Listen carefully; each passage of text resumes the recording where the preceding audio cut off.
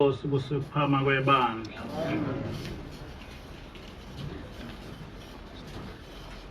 Phakama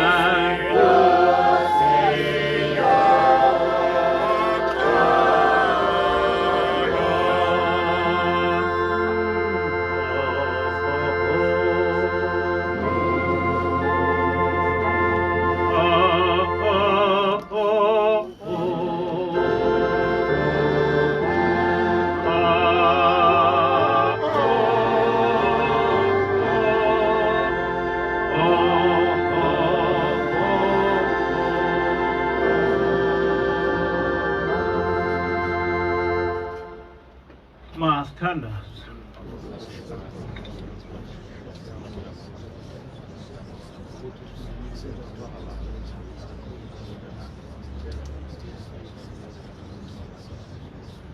Amen. Amen.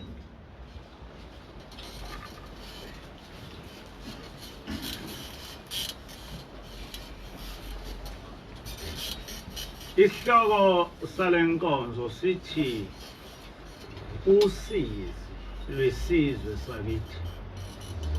The plight of this sermon is, the topic of this sermon is the plight of our nation. Kulesi sihlabelelo uShembe uma ethi phakama kuphakama wayengakhulumi ngokuphakama lokho okusenanda kodwa wayekhuluma ngokuNazaretha. In this particular hymn, when the prophet says rise kuphakama, he is not referring to Ephakameni, which is at Inanda, but he was referring to a heavenly city. Uthi-ke uShembe ubuNazaretha makuthuthuke uvuse izizwe ezilele. The prophet insists that our Nazareth faith should be developed so that it can actually awaken nations that are still fast asleep. Uthi-ke uma zivuka lezi zizwe ezilele mazivukele ekuphakameni okusho ukuthi ukuqonda noma ukuvuka kwazo makwenziwe ibandla lamaNazaretha. And he says when these nations are being awakened, they must rise up to Ephakameni, which actually means that it is Nazarites who should preach the message that will waken up them up. Kodwa uShembe akakuchazile ukuthi lezi zizwe zilaleleni noma zilaliswe yini noma yini ethi zilele. But the prophet has not actually explained why he says these nations are fast asleep. Verse 2 uthi sinosizi ngesizwe sakithi sihawukele inkosi sizintandane. In verse 2 he says we are troubled about our nation. Have mercy upon us, O Lord, we are orphans. Uthi-ke asinamkhululi ngaphandle kwakho ongasikhulule ekuboshweni. He goes on and says we have no other liberator except you who can actually liberate us from our shackles. Verse 2 uyachaza ukuthi inkinga ukuthi siboshiwe futhi akakho umuntu ongasikhulula. In verse 2 he explains that the problem is that we are shackled and we have no other liberator. Akasitshelile ukuthi ubani osibophile. And it doesn't say us who has actually shackled us up. Verse 3 uthi usitele ngani inkosi kangaka buyela kithi usithethelele obaba bethu bona abasekho. In verse 3 he says, why have you abandoned us, O Lord? Come back to us and forgive us. Our fathers no longer exist. Uyachaza-ke lapha uthi sithweleke thina izono zabo. And then he explains that we are now bearing their sins. Kuyacaca ukuthi yonke lento ingezono zobabamkhulu. It's now very clear that everything is about the sins of our forefathers. Verse 4 uthi shaya nkosi uphozise wena sonile siyavuma ebusweni bakho singabaka bani uma silahlwa nguwe. In verse 4 he says, Lord, beat us up, punish us because we have sinned. We admit that we have sinned. But if you abandon us, who can be our God? Uthi-ke buyela kithi inkosi yoxolo. He says, come back to us, Prince of Peace, King of Peace. Verse lesine licacile ukuthi sone uNkulunkulu. Verse 4 clarifies that we have sinned to our God.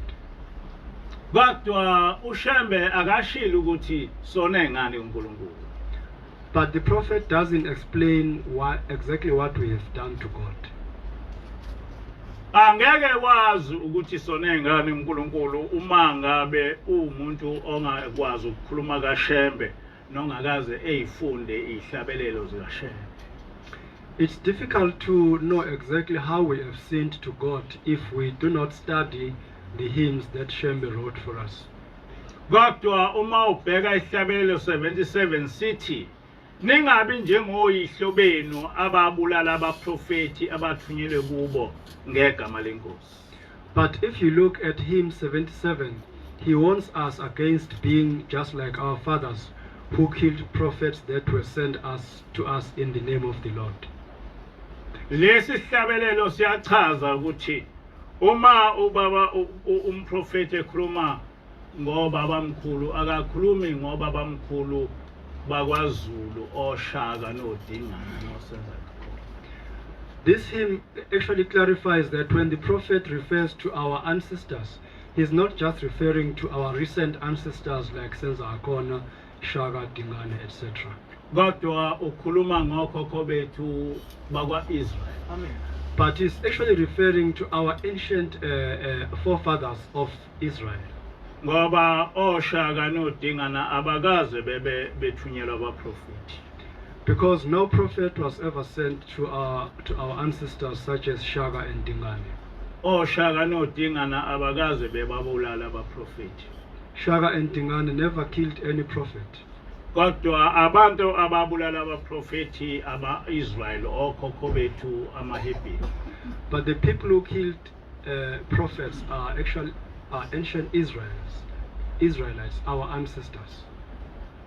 Le nkulumo kaShembe ijulile kakhulu ngoba uShembe wayengumuntu owayengakaze esikoleni. This saying by Prophet Shembe is very deep and profound because he never went to school. And ngisho kubuKristu yayingakhulunywa indaba yamaHebheru. Even within Christianity, people were not even referring to the issue of us being Hebrews. Ungasayibuzeke ukuthi uShembe wazi kanjani ukuthi thina siyinzalo yamaHebheru. One may just ask themselves how actually Shembe knew that we are descendants of ancient Hebrews.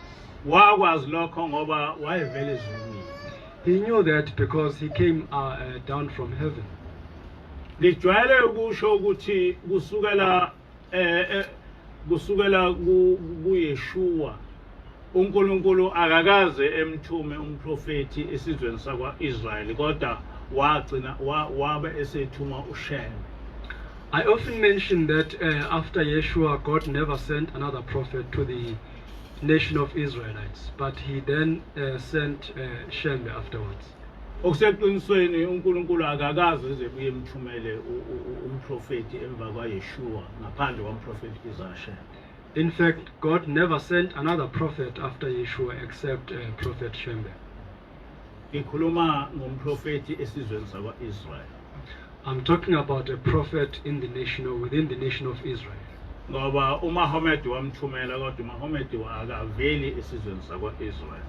Because he might have sent Muhammad, but he's not from the nation of Israel. Uma ungase uthathe isikhathi kusukela ekufeni kukaYeshua kuze kuqhamuke uShembe yedlulile iminyaka ku-1700 and something or 1800 and something. If you were to think deeply about this, you would realize that after the departure of Yeshua, it took more than 1700 and something before the prophet Shembe was sent. Kuya yonke leminyaka eko-1800 yayikhona emva kwaJesu ayikhona amakholwa kodwa akaze ekhulume ngokuthi khona icala uNkulunkulu walibeka esizweni. Throughout this period between the departure of Yeshua and the arrival of Prophet Shembe, no one ever mentioned that we have a sin that we need to confess among Israelites. Kuqale umprofeti uIsaiah Shembe ukukhuluma ngokujeziswa uNkulunkulu besizwe samaHebheru. Only Prophet Isaiah Shembe came with this message about God punishing the nation of Israel. Ngijwayeleke ukusho ukuthi akakho umprofeti owakwaba khona emhlabeni noma eAfrika emva kwaYeshua ngaphandle komprofeti Isaiah Shembe. Uma ekhona ngitshela ukuthi ubani. I often mention that there has been no other prophet within Israel or elsewhere in the world who has ever come after Yeshua except Prophet Shembe.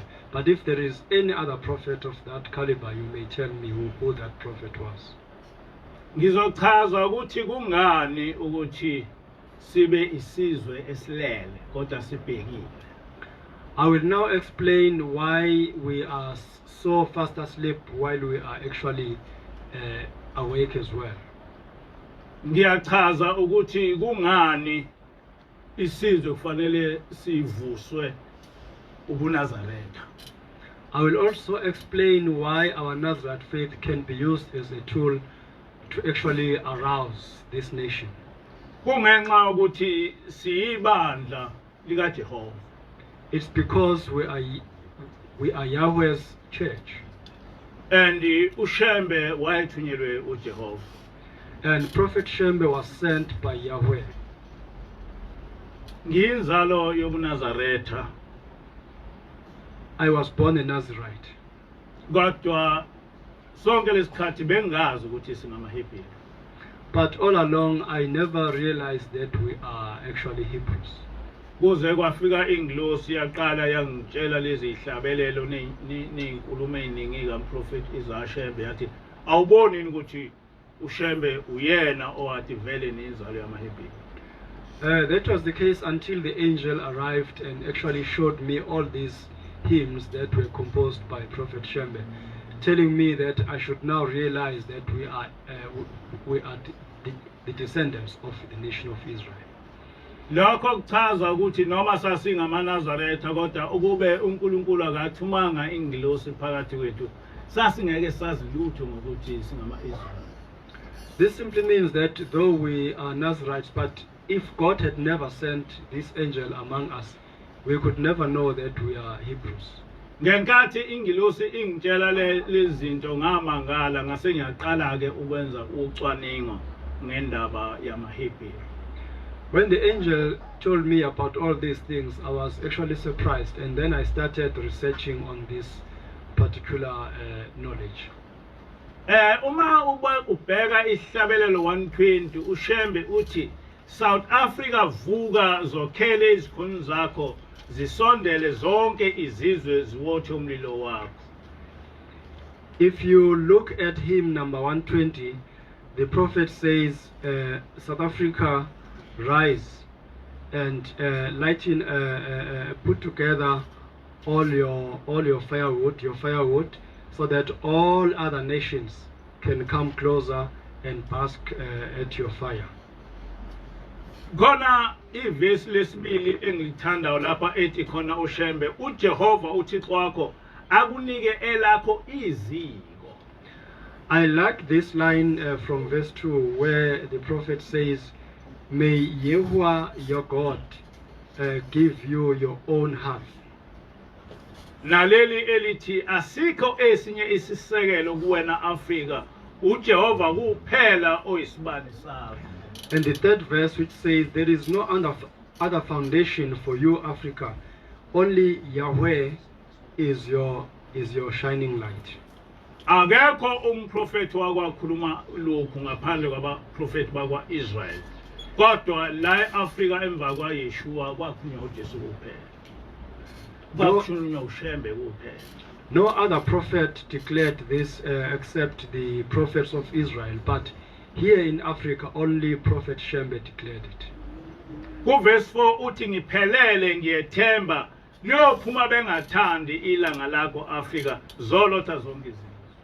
In verse 4 he says completely I trust that the sun of Africa will rise up even if they don't want to see it, and all other nations will bask at it. Mhla kukhululeka iSouth Africa ngahleka mangikhumbula lesi sihlabelelo ngathi nakho kwasho uShembe sekwenzeka. When South Africa attained its democracy, I laughed and said, this is how the prophet's hymn is being fulfilled.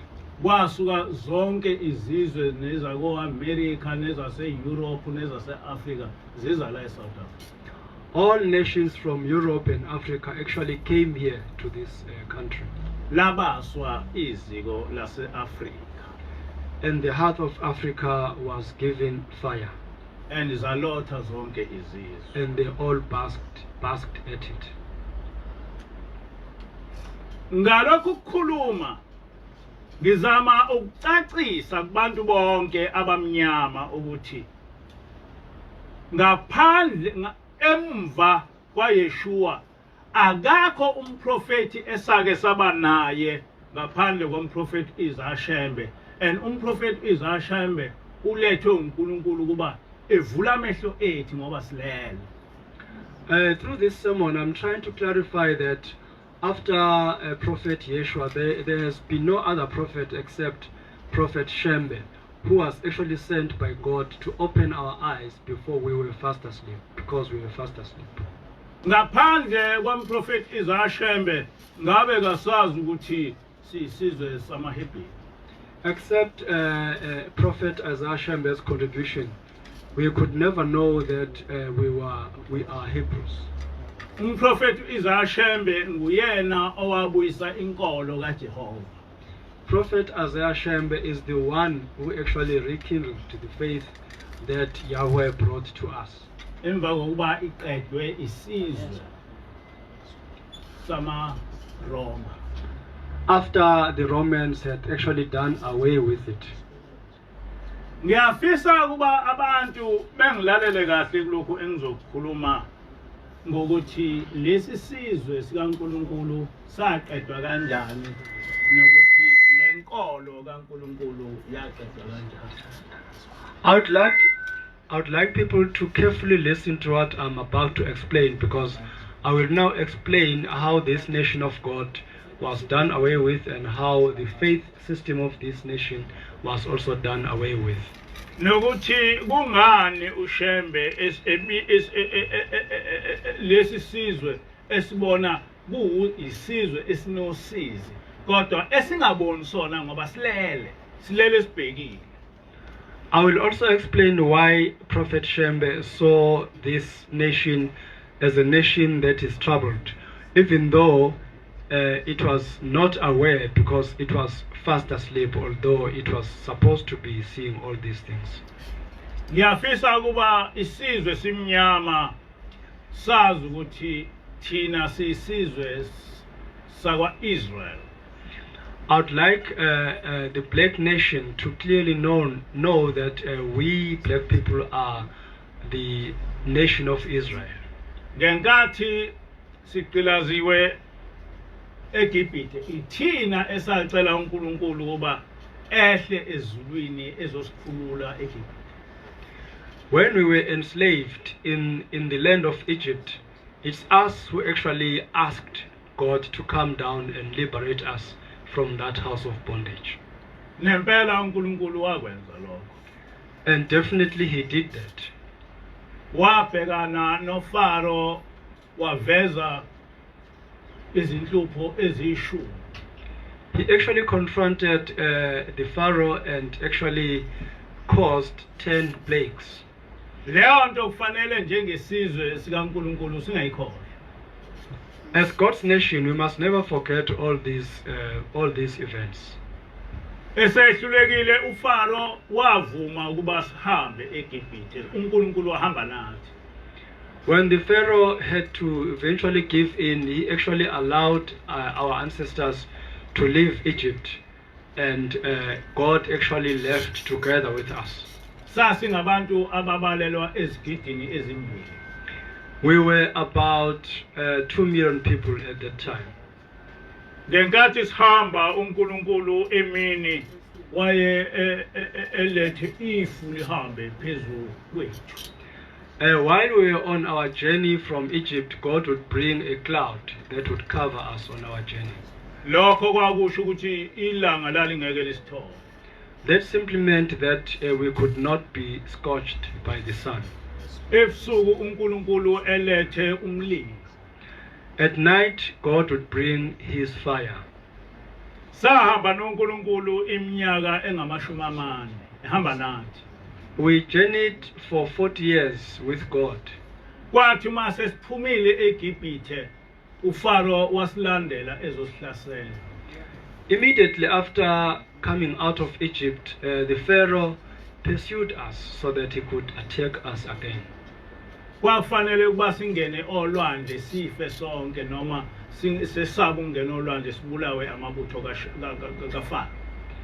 We were supposed to actually enter the sea either enter the sea or wait for the Pharaoh's soldiers so that they could destroy us.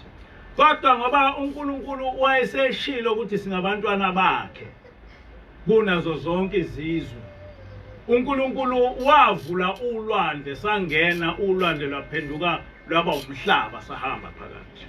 But because God had already declared that we are his children, he actually opened up the sea waters and split the sea waters so that we could actually walk on the dry soil. That's how we survived. And abantu abeza egidini imbili bahamba olwandle kwangathi bahamba emhlabeni. About 2 million people actually walked through the sea as if they were just walking on the dry land. Kodwa okwathi namabutho kaFaro ethi enza njalo ulwandle lwabuya bafa bonke olwandle. But when Pharaoh's soldiers tried to imitate our ancestors, the sea actually destroyed them instantly. Bathi mase bephume ngalana umprofeti uMiriam wabiza amakhosikazi basina besinela uJehova ngento oyenze kubo. When they had reached another side, Miriam actually assembled all women and they sang and danced, thanking God for what he had done for them. Kwakuthi uma besendleleni bo umile uNkulunkulu eba uMose shaya itshe bethola amanzi. On their way, whenever they got thirsty, Prophet Moshe would just actually beat a rock so that water could come out and quench their thirst. Kuthi uNkulunkulu uma belambile hayi ukuthi uma belambile njalo ebusuku babe mukela inyama evela ezulwini, ekseni bemukele isinkwa semihla ngemihla esivele ezulwini. In order to deal with hunger, they were actually supplied with manna from heaven and also meat from heaven. Bahamba iminyaka engamashumi amane uzelwe ingane zazo zakhula zaganwa zondliwa uNkulunkulu wethu uJehova. They journeyed through the wilderness for 40 years and babies were born, they grew up until they got married and actually begat children who were actually nurtured by God. Bagcina sebebuswa amakhosi okwathi emva kwenkosi uSolomoni isizwe sakithi sehlukana kabili. They were eventually ruled by monarchs, but after the death of King Solomon, our nation was split into two. Esinye saba abaka Israel, esinye saba amaJuda. One part was called Israel and one part was called Judeans. Ubukhosi bakwa Israel basheshe banqotshwa izizwe ngoba babe ngasamlandeli uNkulunkulu. The monarchy of Israel was quickly conquered by other Gentiles because they no longer obeyed God. Kodwa ubukhosi bakwaJuda bathatha isikhathi eside noma kwakwehlula kodwa akuphelanga.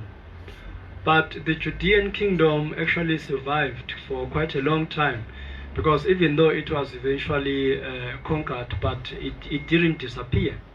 Lento ngiyayiphinda ngoba ngifuna ukuthi ingene emakhanda enu ninizazi ukuthi isimi kanjani. I'm repeating this this statement because I want you people to internalize it so that we may know about our identity. Kwaze kwafika uYeshua isizwe sakwa Israel samaJuda sekhona noma sasesikolonizwe amaRoma. It was until Yeshua came while this Judean nation was still existing, although it was then colonized by Romans. Kukhona into eyenzeka esizweni samaJuda amaKristu kakhulukazi lana amnyama angazi lutho ngayo. There's something that happened among Judeans, which Christians, especially the black ones, which they know nothing about.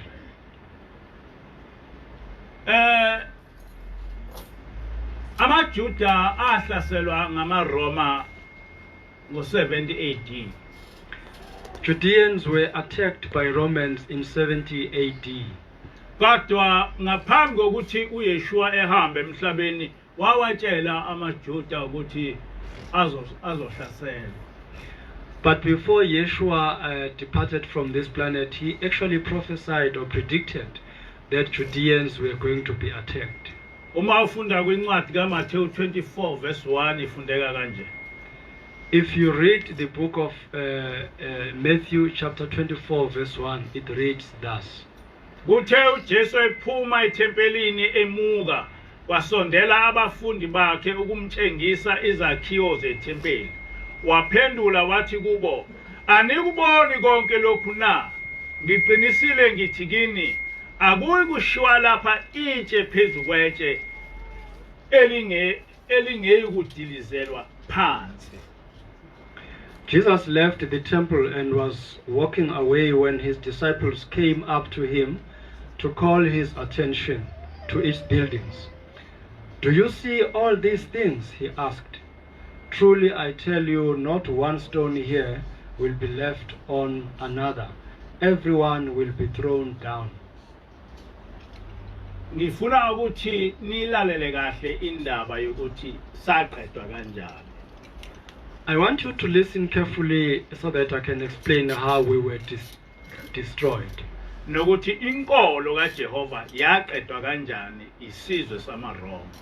And how Yahweh's faith system was done away with by Romans. Ngokwembhalo uJesu wabulawa amaJuda noma isizwe sakwa-Israel. According to scriptures, Yeshua was actually executed by Israelites or Judeans. Kodwa wabuye wavuka wayese ewachazela abafundi bakhe ukuthi abahambe be ezizweni beyoshumayela ivangeli lakhe okwakuyi-Judaism. But he was then resurrected and commissioned his disciples to go all over the world and preach his gospel of the kingdom, which is now known as Judaism.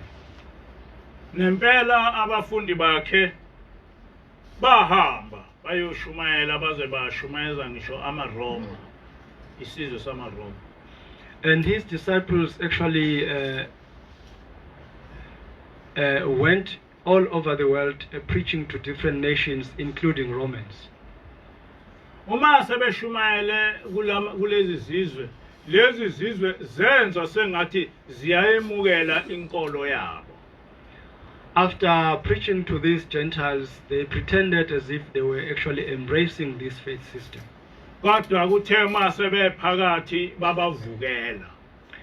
But immediately they actually rose against them. Ngenkathi ama-Romans ehlasela amaJuda kwakungakabikho ubuKristu. When Romans attacked Judeans, Christianity did not exist.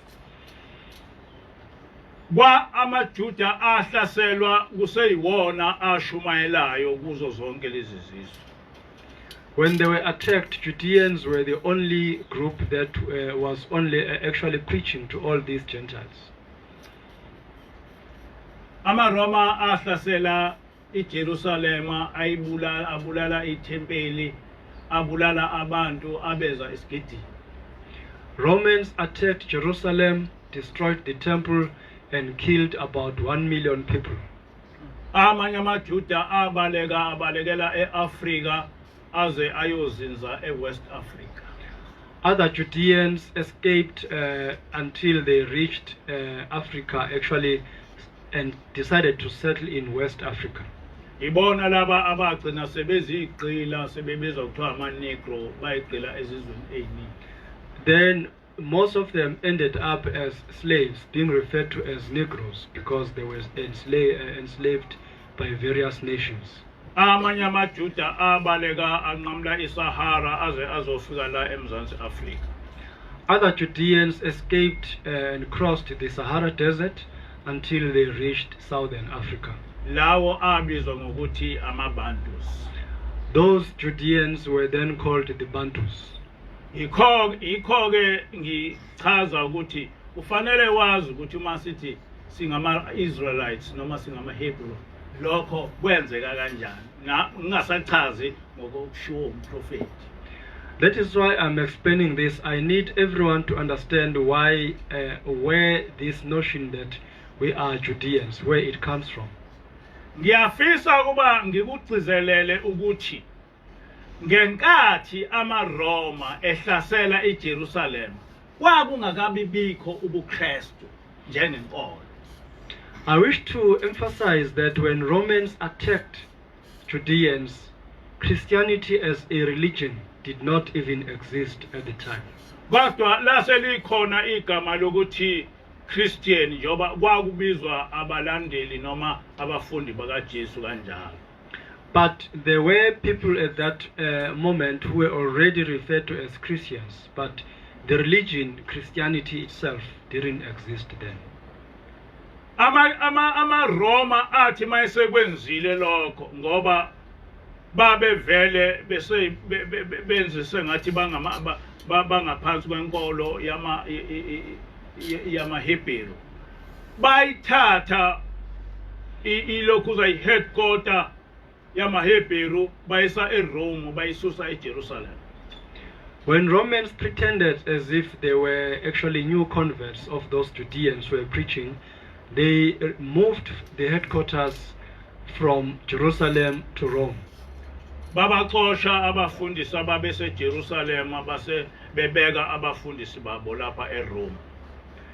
Then they fired all those leaders who were in Jerusalem, and they replaced them with those that Rome elected.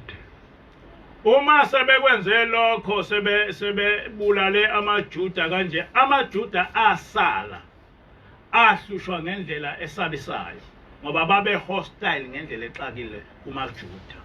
When they had done all that, those Judeans who remained in the land were treated so badly because Romans were very hostile towards them. Kulapho ke amaRoma akha inkolo abayibiza ngokuthi ubuKristu. It was at that point that Romans created a religion that they named Christianity.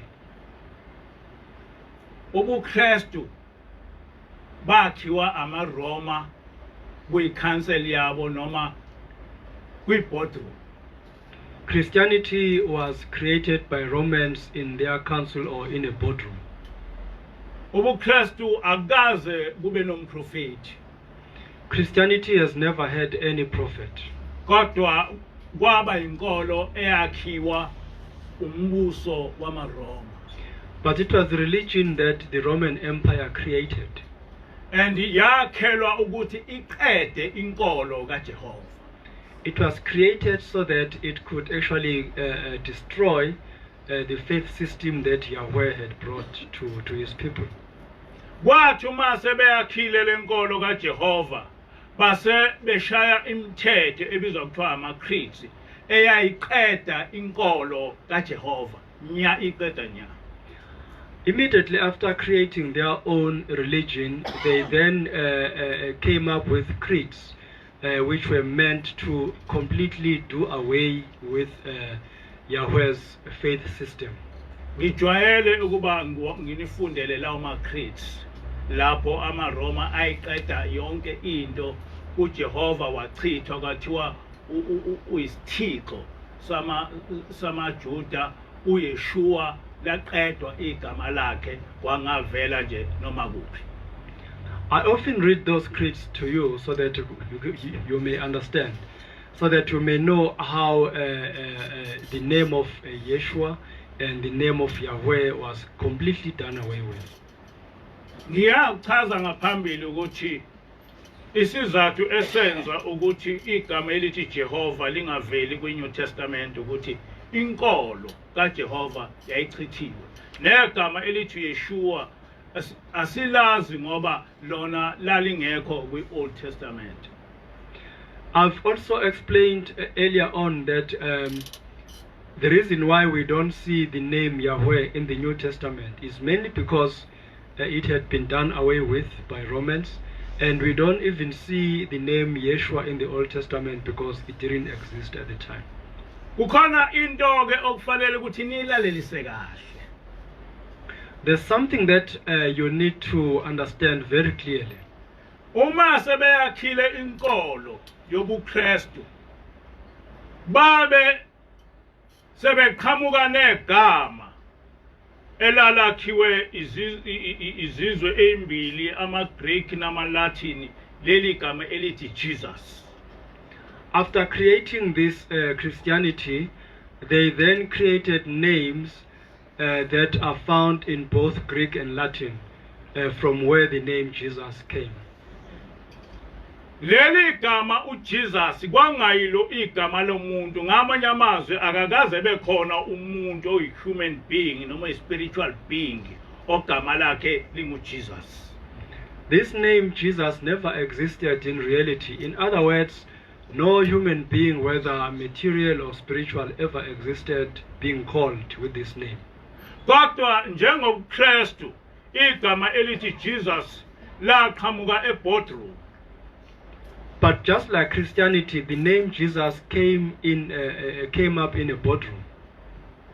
Kodwa ukuze kwenze ukuthi uJesus ebe umuntu okhona, kwathathwa yonke umlando kaYeshua wawuse ubuyiswa kuJesus. But so that this Jesus could be seen as something that really existed, the whole history that should be attributed to Yeshua was then taken over by Jesus. Ngamanye amazwi bacisha umlando kaYeshua okwakuwumHebheru ewumuntu omnyama, base bewuthatha lo mlando bewufaka kulo Jesus abamakhile, wayeseqhamuka sekuwumlando kaJesus owumRoma owumlungu. In other words, they simply obliterated every history that has to do with Yeshua and created another history that has to do with this Jesus, who is actually white, the Roman or Italian. Abagcina ngalapho babe sebethatha umfana Usizi Borgia bamdweba base bethi lo Jesus ke yilo mfana ke noma ile image yalo mfana. They didn't stop just there. They even created the image of Jesus based on an Italian boy by the name Cesare Borgia, and then they said, this is our Jesus.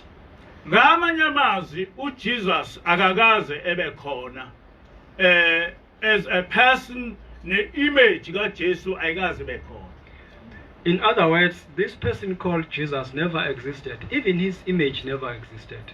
Kodwa yonke lento yakhiwa ngamaRoma.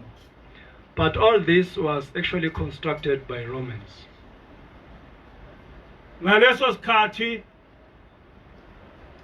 ayesechithiwe amaJuda, esichithiwe inkolo yamaJuda. At that time, Judeans and their faith system had already been done away with. So njengoba amaKristu enoJesus ogcwele imizi yonke amaKristu namathempeli amaKristu,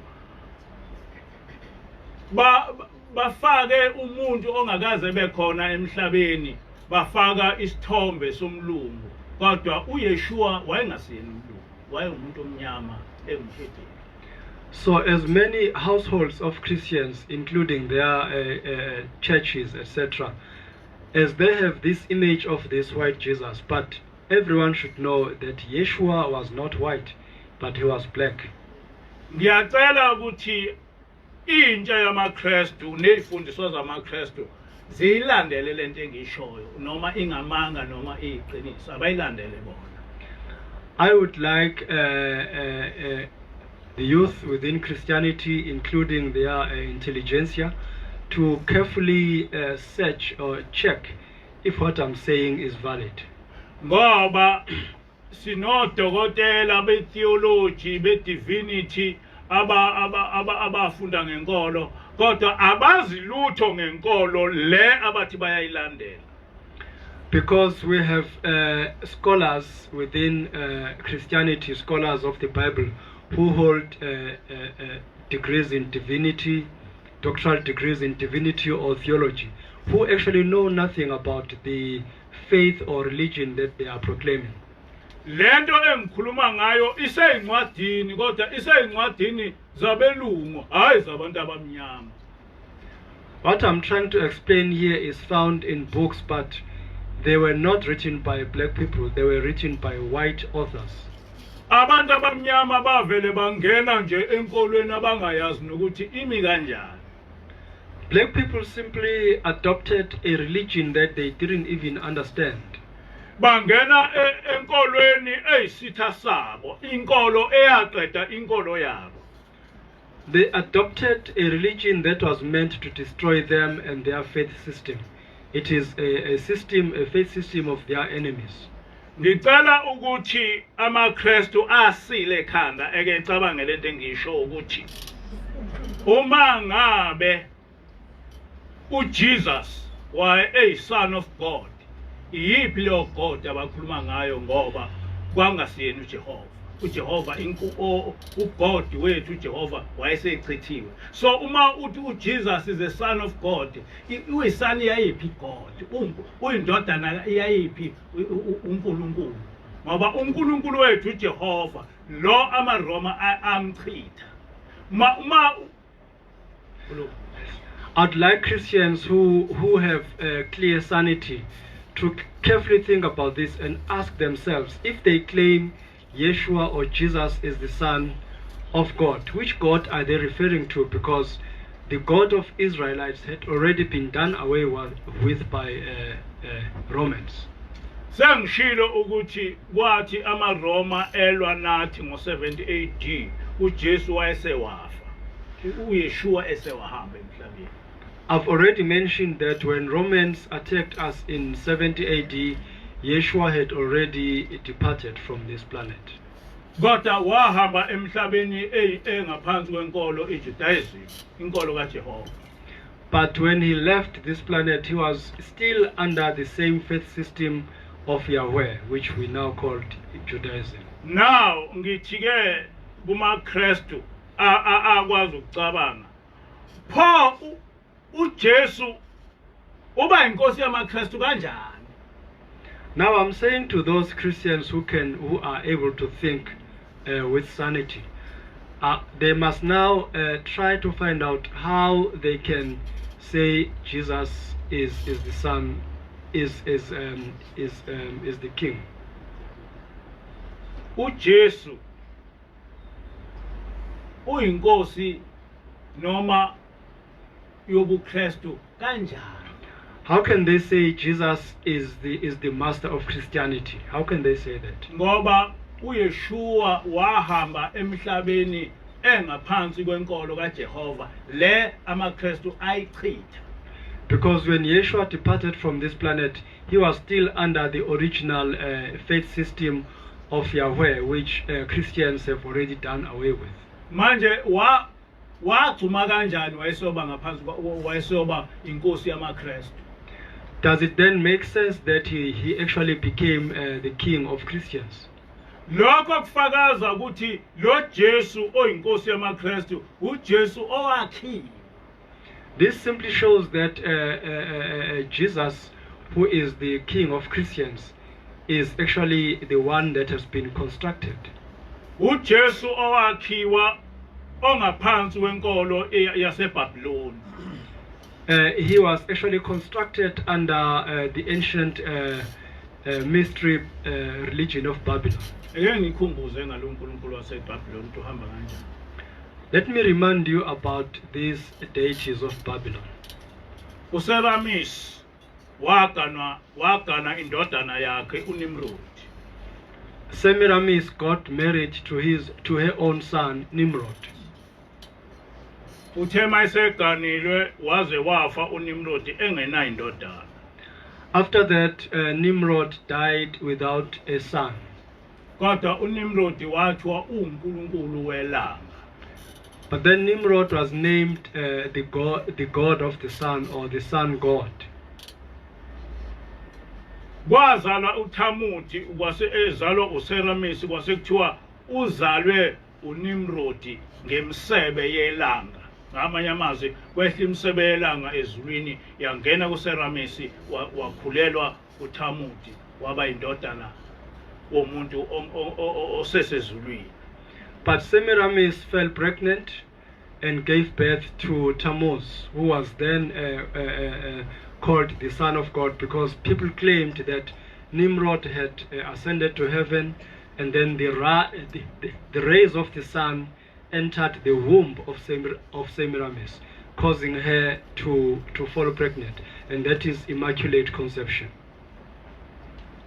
Ngaleyo ndlela njengoba kwaba uThamuthi yedwa okwenzeka kanjalo kuye kwase kuthiwa ke uThamuthi uyindodana ezelwe yodwa kaNkulunkulu onguNimrod not uJehova.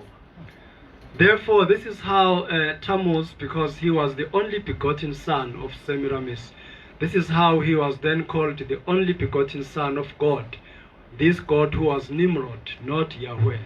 Noma imuphi umuntu ocabangayo akakwazi ukuthi ethi uYeshua uyinkosi yamaKristu ngoba uYeshua waye engumHebheru engaphansi kwenkolo kaJehova eyachithwa ngamaKristu. Any individual who can think clearly cannot all of a sudden claim that Yeshua is the king of Christians, because actually Christianity did away with his faith system. Uthi ke uShembe sinosizi ngesizwe sakithi ngoba isizwe sakithi silele kodwa silele sivukile sibhekile. Prophet Shembe says we are deeply troubled about our nation, because this nation is fast asleep, even though it is not really asleep. Isizwe sakithi ukuze ubone ukuthi inkinga ingakanani lapha uthola abantu besangana ngoJesus ongakaze ebekhona emhlabeni. This problem is so deep that you see our own people getting so crazy about Jesus who never existed in the first place. Badlalwa abelungu babadlala ingqondo nje. They are being fooled by these white people. But asikho isikhathi sokuthi beyicabange lento ukuthi lento engiyilandelayo imi kanjani. But they never pause in order to think about what they are following and find out whether this thing makes any sense. Ngithena uShembe uNkulunkulu kuhambe kwahamba waze wabuyisa uShembe ezulwini ukuthi ezoxazulula inkinga. Earlier on I said when these things happened, God decided to send the prophet Shembe in order to solve this problem. Ngenxa yesikhathi uShembe wayephila ngaso akazange wayichaza lento ngendlela ukuthi sizwe.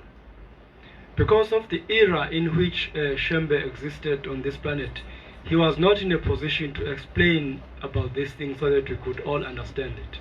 Uthema uNkulunkulu sebona ukuthi izwe lase South Africa selikhululekile sesiyakwazi ukuthi sikhulume zonke izinto wayesethuma ingilosi kuba izosichazela ke clearly ukuthi ngempela kumi kanjani kithi. When God knew that in this country we have now attained our liberation of freedom, he then decided to send the angel so that she could explain all these facts to us. Njengoba ngisho nje ngatshelwa ingilosi yonke lento ukuthi singamaHebheru yangichazela ngeJerusalema yangichazela ngazo zonke lezi zinto esezenzeka manje njoba sekukhona ama-Americans asese kwa-Israel evusa inkolo kaJehova. As I've said before, actually the angel even mentioned to me about Jerusalem. And we all remember that there are people who are now back in Israel who are actually determined to revive this faith system of Yahweh. Useshilo umprofeti ukuthi isisekelo seAfrika uJehova. The prophet has already declared that the sure foundation of Africa is Yahweh himself. Isisekelo se-Afrika akusibona ubuKristu. The foundation of Africa is not Christianity, Ngoba ubuKristu kuyisitha sikaJehova. because Christianity is the enemy of our God Yahweh. UbuKristu kuyisitha sethu Christianity, njengesizwe sakwa-Israel. Christianity is our enemy as the nation of Israel. Ngijwayele ukufunda incwadi yamaHubo 83 lapha uDavid wachaza khona ukuthi ziyohlangana izizwe ezimhlophe ziqede indlu yakwa-Israyeli ukuze lingababikho igama elithi Jehova, elithi Jacobe. Quite often I read from the book of Psalms chapter 83, where David explains that Gentiles who are our enemies are going to destroy the name of Israel so that no one on earth can remember Jacob. Siyamkhumbula nje uJacob. Lutho. Do we remember Jacob or Yaakov? No, we don't. Abantu abaningi bala eSouth Africa bathi ayasiwona amaHebrew. Many black people in South Africa say they are not Hebrews. Baphika into abayiyo. They are actually denying their own identity. Balele. They are fast asleep. Badinga ukuvuswa. They need to be aroused. Bathi bakholwa kuJesu. They say they believe in Jesus. Kodwa uJesu isithixo sakhiwe isizwe simhlophe uba siqede ingqondo yabo ngaso. But that Jesus is just an idol that white people created so that they could destroy our minds using this idol as an instrument. Kodwa amaKristu abanye baze bemphuphe uJesu. But other Christians even dream about this white Jesus. Bephuphe into engakazi ibe khona. Dreaming about something that never existed. Abakaze bemphuphe uYeshua okuyena umprofeti walethwa uNkulunkulu emhlabeni. But they have never seen Yeshua in the dreams, in their dreams, who was actually sent by God to this world. Kodwa baphupha lento eyakhiwe umlungu wayibeka engqondweni yabo ukuthi ibabuse. But they are dreaming about this idol that the white person created and actually put in their mind so that it could rule them. Uthi-ke uShembe sinosizi ngesizwe sakithi. Now Shembe says we are troubled about our nation. UbuNazaretha uNkulunkulu akabukhulise ukuze lezi zinto isizwe sakithi sicacelwe yizo. May God expand the Nazarite faith system so that our people may clearly understand all these facts. Ngani ngoba uma ungakayazi lento ngeke uze wazi ukuthi unecala uNkulunkulu. Mainly because if you still don't understand all these facts, it is almost impossible for you to know that you have sinned in the eyes of God. Uzoba necala kanjani ungazazi ukuthi ungumIsrael? How can you even know that you have sinned when you don't even know that you are an Israelite? Ngoba awukwazi ukuthi wakwabulala abaprofeti bakaNkulunkulu. Because you don't even know that you once killed God's prophets. Awuzazi zonke izono ezonziwa ngoyihlo omkhulu abantwana bakwaIsrael bezenza uNkulunkulu. You don't even know all the sins that your ancestors within Israel committed against God. Awazi ukuthi uyinzalo kaJacobe. You don't know that you are the seed of Yaakov. Ubani ozokwenza ekuvula amehlo, ubani ozokukhulisa, ubani ozokuvusa. Who is then going to open your eyes, maybe even your third eye? Who is going to actually bring some sense into you? uNkulunkulu wayehlisa umprofeti Isaiah Shembe ukuthi ezoyicacisa lento. God sent a prophet Isaiah Shembe, peace be upon him, so that he could come and clarify this narrative. Kodwa ngenxa yesikhathi owaphila ngaso akakwazanga ukuthi wayengeke kwazi ukuthi eyibeke icace ngoba wayezovalwa ukuthi eqhubeke naleli bakhe. But because of the era within which he lived and operated, he was not in a position to explain all this because this church would then be closed by the government. Kodwa uthema uNkulunkulu esebona ukuthi sikhululekile wayesethuma ingilosi eyiletha kithi ukuthi izosichazela ngalento eyayichazwa uShembe umprofeti. But when God realized that we are now free, he then sent his angel so that she could explain to us exactly what Prophet Shembe was actually trying to say to us. Njengoba ngimilapha ngithunywe uNkulunkulu ngoba ngithunywe ingilosi ethunywe uNkulunkulu. As I'm standing in front of you, I've been sent by God through the angel who was actually sent by God. Ngaleyo ndlela kuwumsebenzi wami ukuthi ngaphambi kokuthi ngikhulume ngobuNazaretha nginichazele ukuthi inkolo kaJehova yawiswa yini iwiswa ngobani kanjani.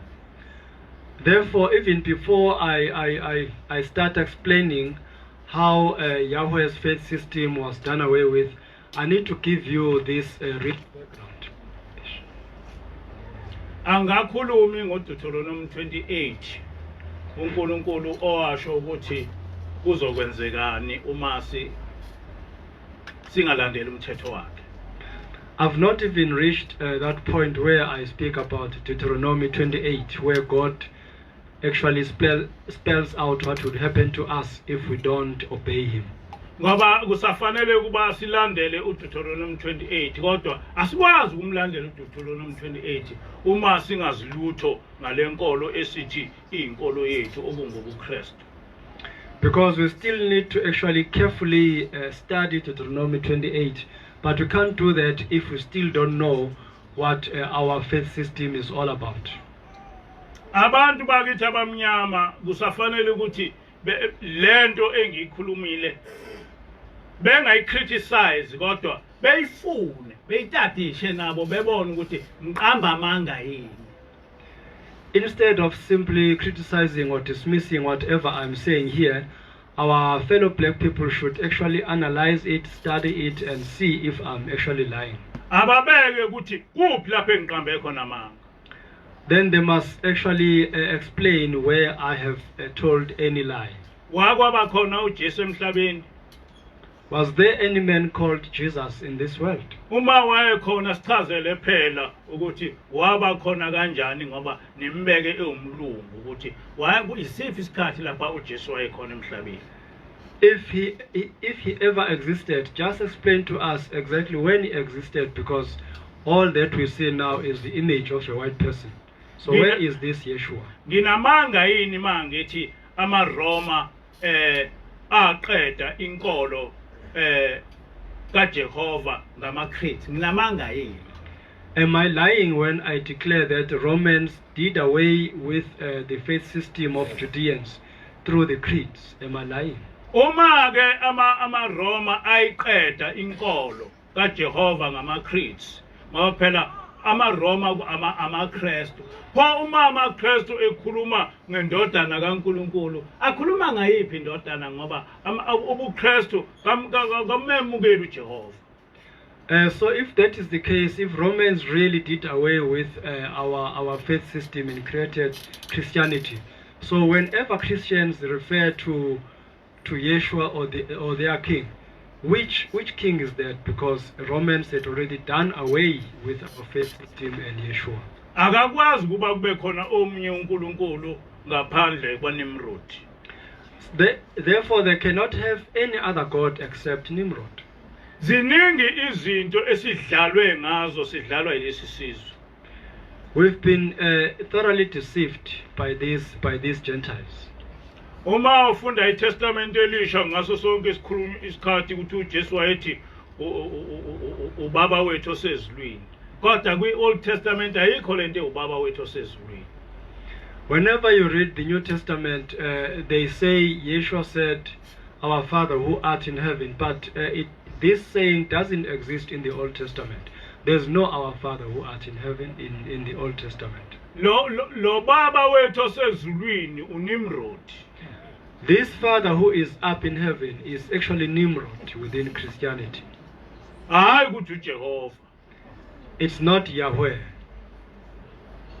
manje sidlala nje abelungu nje angazi ukuthi abelungu bodlala ngathi kuze kube nini. It's quite clear that white people are simply confusing us, but until when are they going to be doing this? Abantu abakwazi nokubona ukuthi lo baba wethu osezulwini akusiyena uJehova, ngoba ungalithatha iTestament elidala ayikho into ubaba wethu osezulwini. Ulokhuza uYeshua wayephila engumIsrael, wayesele sabande ligama elithi Jehova esekhuluma ubaba wethu osezulwini. Because this saying, our Father who art in heaven, doesn't really exist in reality, because why would Yeshua shun away from this name, Yahweh? Because he was not actually afraid of even calling that name. Njengoba ngeke ngasho ngesonto ledlule, babe bethathe incwadi zamaHebheru bese behambe beyiphendula bezenze zihambelane nenkolo yabo. As I explained last week, the scribes of these Christians would actually look at various books that were written by Judeans and distort the messages so that they could actually correspond with their agenda. Bese kuthi ke thina zithuthuthu bese sithatha yonke into lena eshiwa abelungu sithi kukhona uNkulunkulu uJesus sisangane ngento engekho. And then we foolish black people actually accept all this nonsense, and we think there is Jesus, and we even go crazy listening to these fairy tales. Abantu abamnyama bafuna ukwazi nokwazi ngendaba kaYeshua, lo owayekhona engumuntu omnyama ethunyelwe uNkulunkulu kithi. Black people don't even want to know about the true Yeshua who was actually sent to us by God. Kodwa babhizi baphupha uNkulunkulu wabelungu owakhiwe amalokhu ama-Romans basangana ngento engekho. But they are busy dreaming about this white God who was actually constructed by these white colonial masters. They are actually going crazy about something that never existed.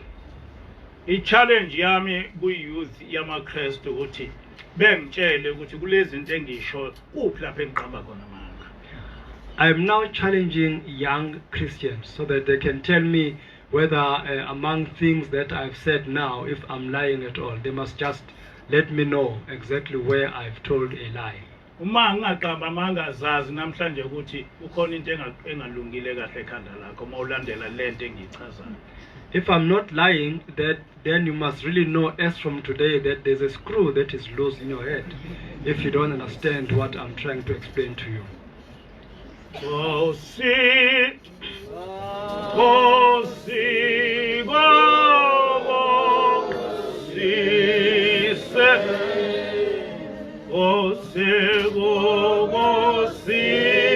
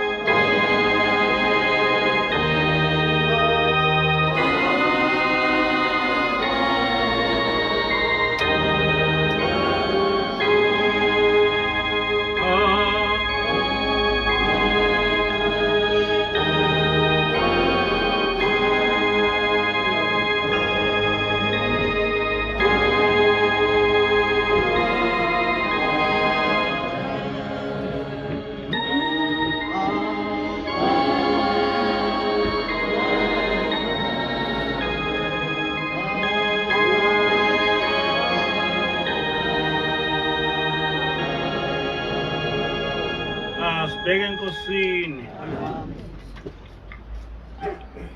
Mdali wezulu nomhlaba. Jehova Sebaothi.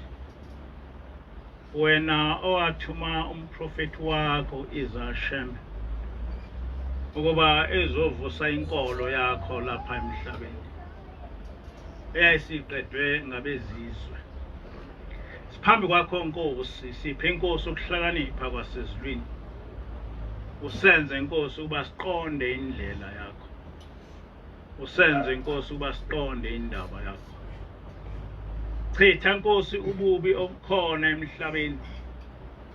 Obalethwa zigebengu zikuletha kwangathi kuyinkolo kanti kuyisitha senkolo yakho owayilethe Nkosi emhlabeni ngoMose. Cela ke Nkosi ukuba lobu buNazaretha Nkosi kukhanyisele izizwe zonke ikhona emhlabeni. Kakhulukazi izizwe ise-Afrika. Ukukhanyisele Nkosi bonke abantu abathandayo abakuthanda ukukholwa ngokweqiniso. Ukuba Nkosi bebuyele kuwe bekhonza wena. Siyababona Nkosi ukuthi noba sebazi Nkosi ukuthi usuku lwakho yiSabatha. Kodwa ngoba sebadla lokhu kufa kwalezi zizwe. Bayayeka Nkosi ukuya esabathweni kodwa beye esontweni. Yize bazi ukuthi lolo suku Nkosi usuku lwesitha sakho. Cela Nkosi kuba labo bakhethile ubenze Nkosi besabe Nkosi ungaligcini iSabatha. Ubenze Nkosi besabe ukuba bengawugcini umthetho wakho. Ngoba Nkosi wasikhetha wasibiza ngabantwana bakho kunazo zonke izizwe. Sicela ke Nkosi kuba leso sibusiso singasuki kithi. Usushilo Nkosi ukuthi sinezono sabulala abaprofeti obathumile. Abakho Nkosi abanye abangacela kuwe Nkosi uxolo. Ngaphandle Nkosi kwaleli bandla Nkosi owalithumela ngomprofeti. Ukuthi ngalo Nkosi kuvuke Nkosi inkolo yakho. Njengoba silapha Nkosi silona ibandla kodwa siyinkolo yasezulwini. Ayikho Nkosi enye inkolo yasezulwini eyalethwa lapha emhlabeni ngaphandle kwale nkolo yakho. Sicela ke Nkosi kuba sihlale kuyo noma sinezono. Kodwa Nkosi sikuthande siwethembe. Ngelakho Nkosi igama manje kuze phade. Amen. Amen.